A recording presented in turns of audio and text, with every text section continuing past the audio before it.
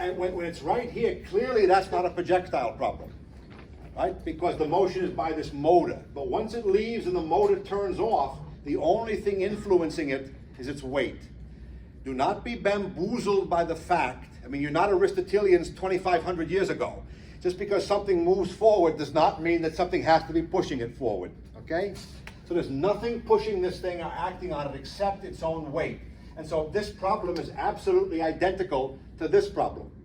It's just a dropping object. It just so happens that it moves a little bit horizontally. But nothing happening here is influencing one iota of what is happening here. So therefore, you find out that the time that it takes to fall is given by, here is the y of t equation, y naught plus v naught y of t plus 1/2 ay t squared. If we choose, some of you chose your origin back here, that's fine. Some of you chose the origin right here. If you do, then the initial y position will be h.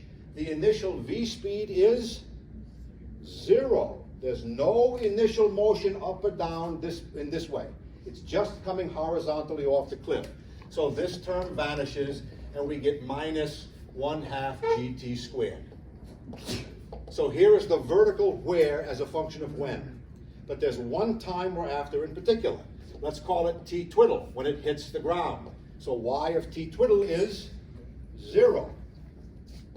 Has to equal h minus 1/2 gt twiddle squared. This twiddle is not to be cute. This twiddle, this tells you where, when. But I'm asking one specific where. And it happens at one specific when, and that's what I mean by the twiddle there. Of course, I like saying twiddle, so deal with it. So if you solve it, you find out that t twiddle is given by 2h upon g, and you found that it was 7 something. 7.1 seconds. Yes? So it takes 7.1 seconds to fall 250 meters. This is why you never drop a penny off the Empire State Building. It's why the sign is they don't do that shit. We'll figure out why it's happening shortly, right? So it takes 7 seconds to fall, but nothing has happened here. So for every of those 7.1 seconds, it keeps moving at 141 meters per second.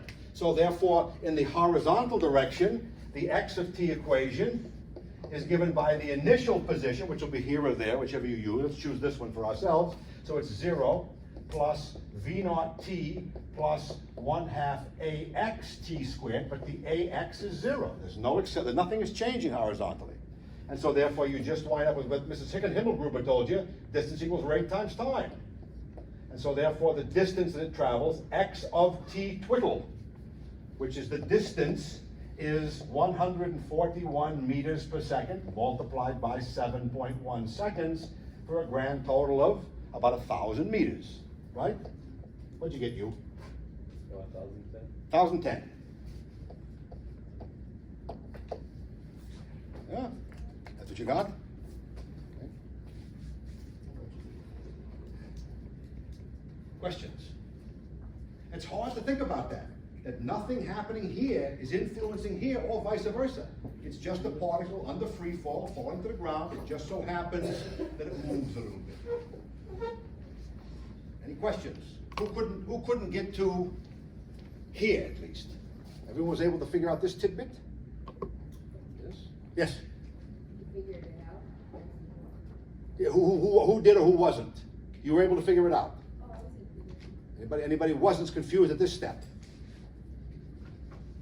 Okay, so once you got that, anybody confused in these steps?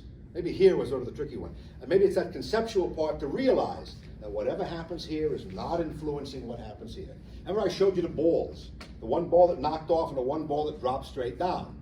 They hit the ground at the same time. It doesn't matter. Questions? What time is it? When do we end? Right now. We end now? Oh goodness. Good. Get the hell out of here.